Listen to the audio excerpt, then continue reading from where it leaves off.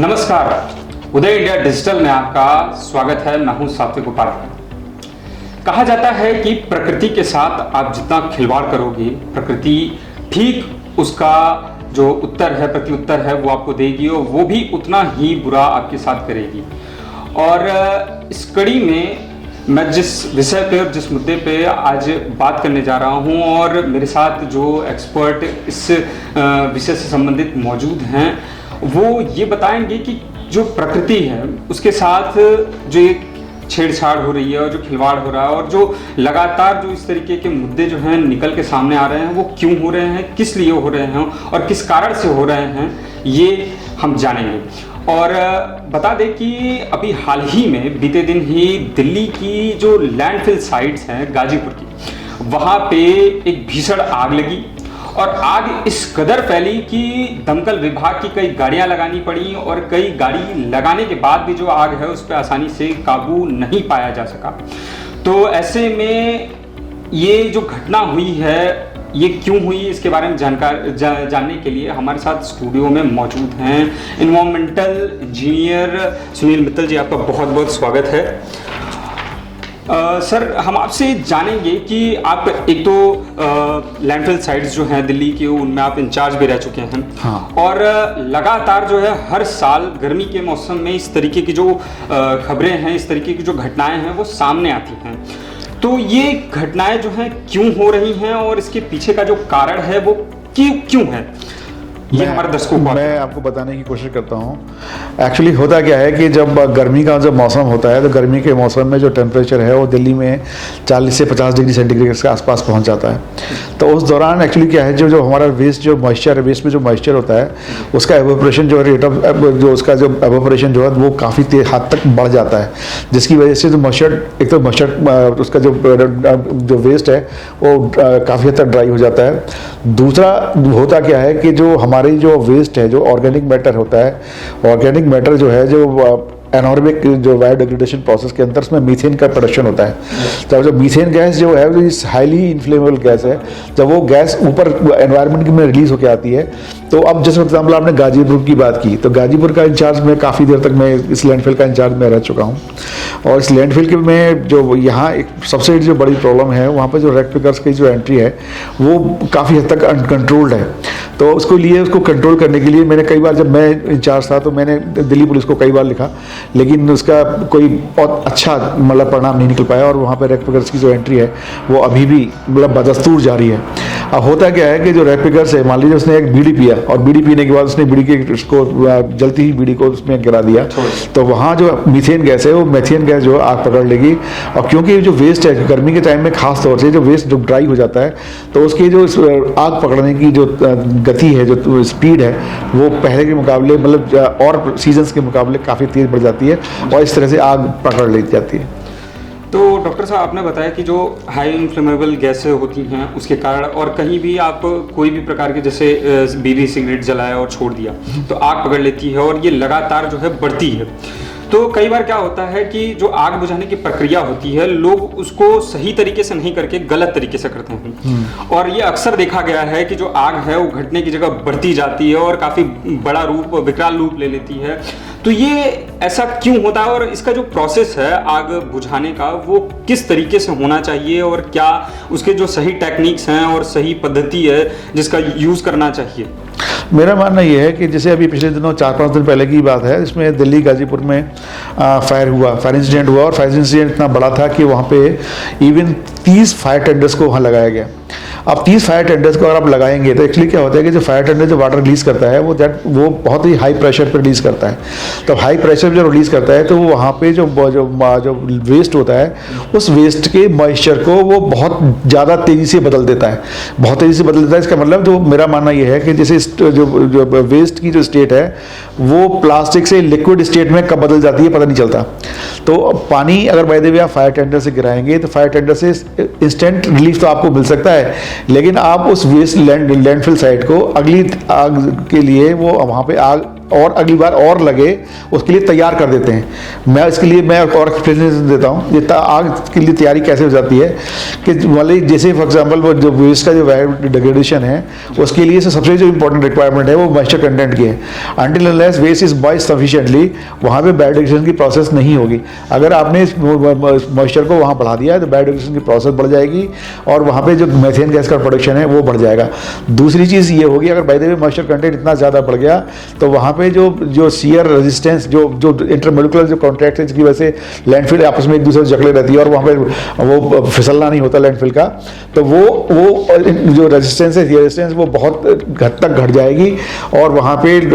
Waste के flow होने की संभावना बहुत ज़्यादा बढ़ जाएगी। पिछले दिनों आपको ध्यान होगा आज से 5-7 साल पहले एक बार जो है जो वेस्ट जो हमारा जो माउंट था वो फ्लो कर गया था और उसकी वजह से बहुत लोगों की डेथ हो गई थी। तो उसमें मेरा मानना यह है कि ये जो तरीका जो हम लोग इस्तेमाल करते हैं जो फायर टेंडर्स का इस्तेमाल कर रहे हैं मेरे हिसाब से ठीक नहीं है। और सर जो ये लैंडफिल्स होते हैं ये इनका साइज जो होता है काफ़ी बड़ा होता है। हाँ। और जितनी बड़ी साइज होती है और जब इस तरीके की आग लगती है तो छोटे से फिर बड़ा रूप लेने लगती है। तो क्या कोई ऐसा प्रोसेस है या सरकार या फिर जो भी जो इसके पीछे काम करते हैं जो कंपनियां होती हैं मतलब वो क्या इस जो लैंडफिल्स होते हैं उनको छोटे रूप नहीं दे सकते या फिर कोई ऐसे प्रोसेस पद्धति जिसके अंदर इस तरीके की चीज़ें जो हैं घटनाएं जो हैं वो ना हों और जो ये घटनाएं होती हैं और ये इसको रोका जाए, इसके पीछे आपका क्या मानना है? इसका सबसे जो आसान जो तरीका है वो ये हो सकता है कि जो बायोडिग्रेडेशन होता है बायोडिग्रेडेशन के दौरान मीथेन गैस का प्रोडक्शन होता है। अब उस मीथेन गैस को अगर बाय द वे हम सरफेस पे जो लैंडफिल साइट की जो सरफेस है उस पर अगर अवेलेबिलिटी रहेगी तो फायर की संभावना बनी रहेगी। तो मेरा मानना ये है कि इसमें जो लैंडफिल्स हैं लैंडफिल्स में परफोरेटेड पाइप डालने के बाद गैस को सक करके ऊपर एनवायरनमेंट में रिलीज किया जाए जिससे वहाँ पे मीथेन की अवेलेबिलिटी एकदम मतलब काफ़ी हद तक उसको रिड्यूस किया जा सके। और दूसरा मेरा कहना यह है कि जो वहाँ जो बायोडिग्रेडेशन के दौरान जो लीचेट का जो प्रोडक्शन होता है जिसको लिक्विड हम वेस्ट कर सकते हैं जो कि highly contaminated waste liquid waste होता है, उस लिक्विड वेस्ट को अगर हम उसमें जो लैंडफिल में अगर उसको हम रिसर्कुलेट करें आई मीन कि उसके सिर्फ वेस्ट को सिर्फ वेट करें मॉइस्ट करें, मतलब उसको ऐसा ना कर दें कि उसमें जो उसकी जो इंडेक्स है जो प्लास्टिसिटी इंडेक्स है उसमें जो स्टेट है प्लास्टिक से वो लिक्विड स्टेट में ना पहुंच जाए, सिर्फ मॉइस्ट कर दें। तो मॉइस्ट करने से होगा ये अगर बाय द वे आग लगी तो वो आग जो है वो तेजी से फैलेगी नहीं क्योंकि वो गीला मटेरियल जो है नेचुरली वो आग थोड़ा कम तेजी से पकड़ता है। सर मुझे ये बताइए कि अभी हाल ही में एक और घटना इसी तरीके की देखने को मिली है। बीते कुछ दिनों से लगातार जो है वो पहाड़ी इलाका है नैनीताल में लगातार जो है वो आग बढ़ती जा रही है। लगभग 10 जिलों तक उसकी आग जो है वो फैल चुकी है। और इस तरीके की जो घटनाएं हैं वो लैंडफिल्स तो ठीक है, खुली ज़मीन खेत ठीक है, लेकिन पहाड़ों पर अक्सर इस तरीके की घटनाएं देखने को मिलती है और उसका विकराल रूप लेना, इसके पीछे कि क्या कारण है और ये क्यों और किस वजह से होता है हमारे दर्शकों को जरा मेरा जो इस पर मैंने जो स्टडी की है वो इस तरह से है कि जो हमारे जो पहाड़ी एरिया होता है जैसे फॉर एग्जांपल उत्तराखंड का एरिया है जहाँ पे नैनीताल वाला एरिया में आग लगी है। नैनीताल में मैं 3 साल रहा हूँ वहाँ पे, तो मेरे को नैनीताल का थोड़ा सा अंदाज़ा भी है। तो नैनीताल में जो है वो जो पहाड़ी एरिया है वो थोड़ा सा कच्चा एरिया है और उस कच्चे एरिया में वहाँ पर जो वेजिटेबल जो है वो काफ़ी अच्छी तादाद में है। तो होता क्या है कि जब ये ड्राई सीजन का जो स्पेल आता है जिसमें हम पतझड़ कहते हैं इसे, तो पतझड़ में जो है जो ब्रांचेस जो ट्री ब्रांचेस हैं और लीव्स जो हैं वो पक के जो ज़मीन पे गिर जाती हैं और उसमें बाय द फॉर एग्जांपल कोई आदमी उस एरिया से गुजर रहा है और वो वहाँ पे किसी तरह का इग्नाइटेबल मटेरियल जैसे लाके उसने बीड़ी सिगरेट किसी तरह से गिरा दिया तो वो उस एरियाज में वो फायर लगने की संभावना बहुत बढ़ जाती है। तो इसमें मेरा मानना ये है कि चल मैं उस पर अगले सवाल में आपको जवाब दूंगा कि इसको फायर को कैसे आगे बढ़ने से कैसे रोका जाए। तो जैसा आपने बोला कि जो वहाँ पे लोग लापरवाही भी एक तरीके से कहा जाए और जो ये सूखे पत्ते गर्मियों में पतझड़ के बाद इस तरीके की घटनाएं अक्सर देखने को मिलती हैं, तो आपने बोला कि इसको किस तरीके से रोका जाए और ये बहुत जानकारी मतलब हमारे दर्शकों को जानकारी मिलेगी कि ये क्यों जो है किस तरीके से इसको रोका जाए। और ये जो घटनाएं होती हैं इसको लेकर जो सरकार है वो हमेशा इसको हल्के में लेती है और अक्सर देखने को मिलता है कि ये जो आग है इस तरीके से लगती है और जब बड़े रूप ले लेती है तब उसके बाद इस पे ध्यान दिया जाता है। तो क्या कोई पहले से इसका जो है जो एक सॉल्यूशन होता है वो निकालने का कोई एक आप हमारे दर्शकों को जरा से बताएं। मेरी जो जानकारी है एक्चुअली क्या है कि जो पहाड़ी एरिया है, पहाड़ी एरिया में जो फायर इंसिडेंट्स होते हैं उसका जो कारण है वो है ऑर्गेनिक मटेरियल है। ऑर्गेनिक मटेरियल मीन्स जो पेड़ के ब्रांचेज हैं और जो पत्ते हैं वही उसका एक सोर्स बनते हैं। अगर फॉर एग्जाम्पल जैसे हमारा ग्रीन सीजन जैसे स्टार्ट हुआ तो उन पत्तों को और ब्रांचेज को वहाँ से बिफोर ए फायर इंसिडेंट अगर रिमूव कर दिया जाए तो that may be a very useful tip. दूसरा एक्चुअली होता क्या है कि जो हमारे जो लोग होते हैं, जैसे फॉर एग्जाम्पल आग लगी, तो आग लगने के लिए हमारे जो लोग हैं वो दो तरह के इन जनरल जो तरीके इस्तेमाल करते हैं वो दो तरीके हैं सिर्फ। एक तो ये है कि जो पानी को जो है वो एक जेट के रूप में उस पर पानी पर गिराते हैं। दूसरा, कई बार जब आग बहुत ज़्यादा एरिया में फैल जाती है तो वो हेलीकॉप्टर से पानी गिराते हैं, तो उससे नुकसान मतलब फ़ायदा कम होता है, नुकसान ज़्यादा होता है। मैं बताता हूँ नुकसान इसका कैसे होता है। एक्चुअली होता क्या है कि जब फॉर एग्जाम्पल हेलीकॉप्टर लाए तो हेलीकॉप्टर जो है वहाँ पे जब हेलीकॉप्टर चलेगा तो वो विंड स्पीड को और बढ़ा देगा, और विंड स्पीड बढ़ेगी तो जो rate of spread of fire है वो और that will increase many fold.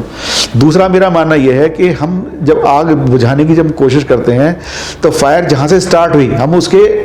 Down stream side में पानी को गिराते हैं। जबकि मेरा मानना यह है कि जिस एरिया जो कि एक्चुअली जब आग फैलेगी जिस मतलब फॉर एग्जाम्पल हम एक प्रोजेक्ट तो हम कर ही सकते हैं कि अगर भाई यहाँ आग लगी है तो अब आग किस एरिया में फैलेगी, तो उस